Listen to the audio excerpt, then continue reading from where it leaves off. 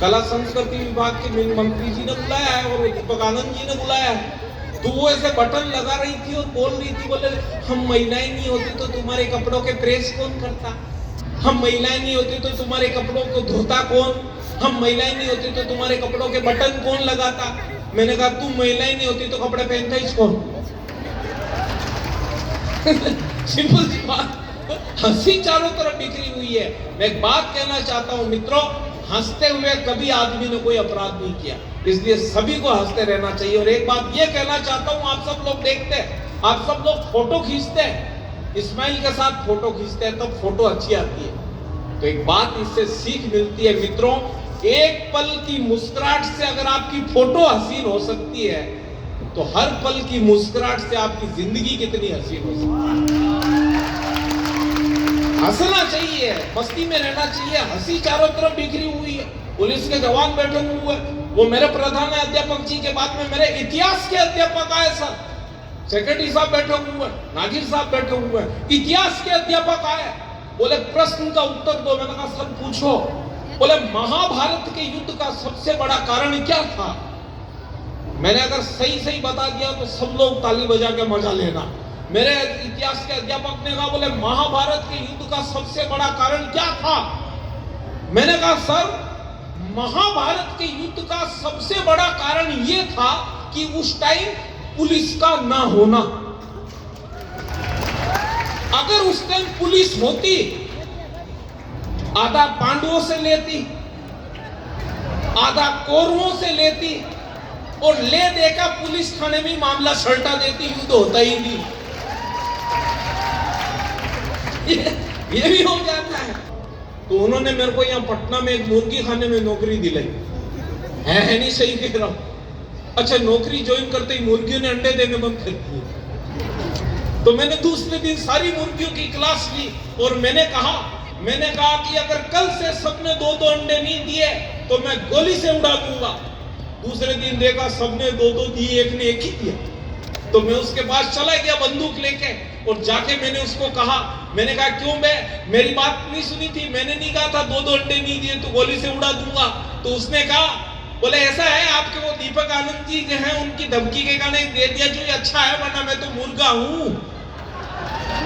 ऐसे कॉन्फिडेंस वाले अधिकारी आपके होते हैं जो दिन रात आपके लिए काम करते हैं। एक बार उन्हें मैं निवेदन करना चाहूंगा, आपके विभाग के जो आईएएस ऑफिसर है जो इस भव्य मेले का नियोजन करते, इस मेले को बनाते हैं, उनके सम्मान में आपके जो अभय कुमार सर हैं जो आपके पर्यटन विभाग के सेक्रेटरी हैं, कला संस्कृति विभाग के लोग हैं, मैं चाहता हूं कि उनके सम्मान में भी एक बार ताली जरूर बजाएं ताकि उनको भी अच्छा मैसेज आए।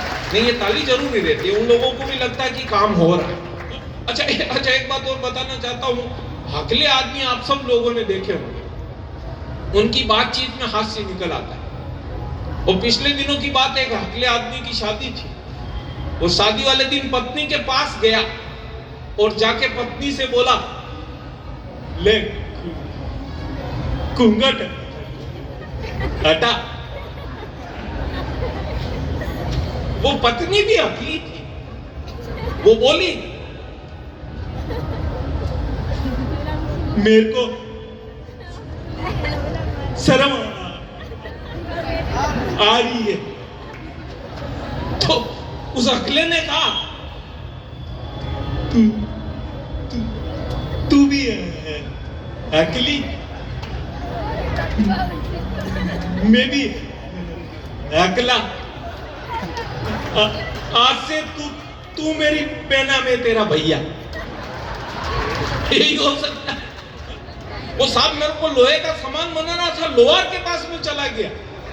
मैंने कहा लोहे का चिमटा बनाना है, तो वो लोहार मेरे से बोला,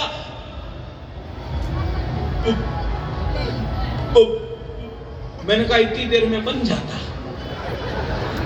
वो आप लोग जानते, लोहे को गर्म किया जाता है, फिर उसको ठोक पीट के आकार बदला जाता है। तो उसने लगाया गर्म करने के लिए लोहे की राड को, और नीचे उसका चौकी पर उसका बच्चा जो था, इधर चौकी थी, उसके ऊपर उसका बच्चा हथौड़ा लेकर के बैठा हुआ। तो नीचे उस लोहार ने नीचे से कहा अपने बेटे से, बेटा तो वो बच्चा भी अकेला था। वो बोला, पापा कहां पर? तो नीचे से पिताजी ने कहा, रहने ठंडा हो गया। ये भी हो जाता है। हंसी चारों तरफ बिखरी हुई है। आजकल तो माहौल बदल गया है। आज ही की बात में पटना एयरपोर्ट से बाहर निकले, एक लड़की जा रही जींस की टाइट पैंट पहनकर, पीछे से किसी मनचले छोरे ने कंकर फेंक दिया, खुद गायब हो गया। लड़की ने पीछे मुड़ के देखा, कोई दिखाई नहीं दिए। एक 60 साल के बाबा जी इसे लट लेके चल रहे। तो लड़की ने स्टाइल मारते हुए कहा, लड़की मुंबई की थी, लड़की ने स्टाइल मारते हुए कहा, बाबा जी ये मिस कॉल आपने किया था? वो आपके पटना का डोकरा था। उस बुजुर्ग की मस्ती देखना। जब लड़की ने कहा, बोले बाबा जी ये मिस कॉल आपने किया था, तो उस पटना के डोकरा ने कहा, बोले बेटी मैं कैसे करता, मेरी तो वैलिडिटी खत्म हो गई। ये भी हो जाता है। मित्रों, बड़ा प्यारा कार्यक्रम में आप सब लोग बैठे हुए, माताएं बहनें बैठी हुई है। 4 पंक्तियां मैं गाने की कोशिश करता हूं, आप सब लोग बड़े प्यार से सुन रहे हैं। हम 3 कलाकार हैं, 10 बजे साउंड ऑफ भी करना है। और आप ये कार्यक्रम थोड़ा वो लंबा चल गया था, तो कोई दिक्कत नहीं है, वो कलाकार लोग रहते हैं, क्योंकि उन्हें कोरोना के बाद में शायद पहली बार ये मंच मिला होगा, क्योंकि वो रहता है, कलाकारों की भूख रहती है।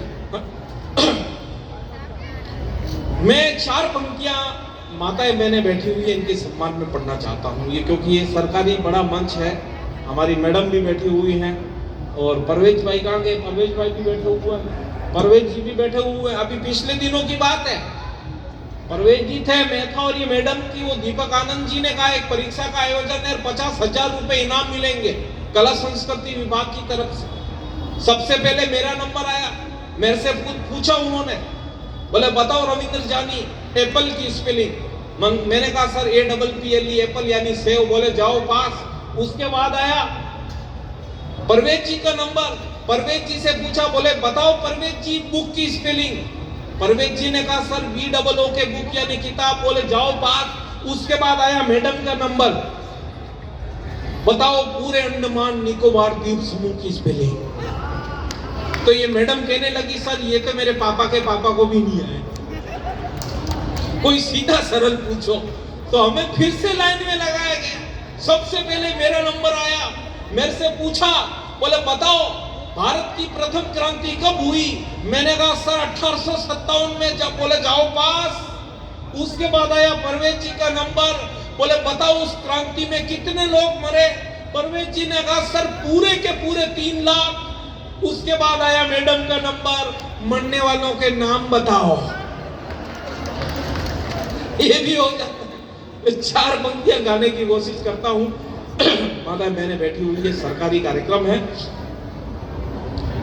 संदेश की कुछ पंक्तियां पढ़ता हूं। मित्रों, आप सब लोगों ने देखा होगा कि आप जब पेपर पत्रिकाएं आप देखते हैं तो कन्या भ्रूण पड़े मिलते हैं छोटे छोटे हॉस्पिटल्स के चौराहों पर, नालियों में। तब वो जो एक समाज की विडंबना है, कन्या भ्रूण हत्या, आज भी जिंदा है ये विडंबना।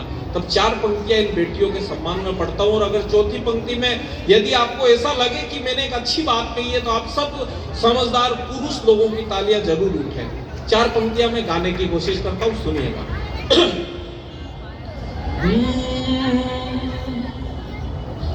ये सिलसिला चलता रहा तो पछताओगे।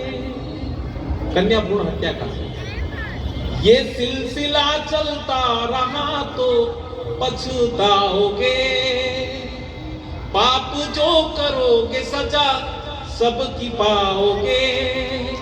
पाप जो करोगे सजा सबकी पाओगे। बेटियों की गर्भ में ही जान लोगे तो सुनो।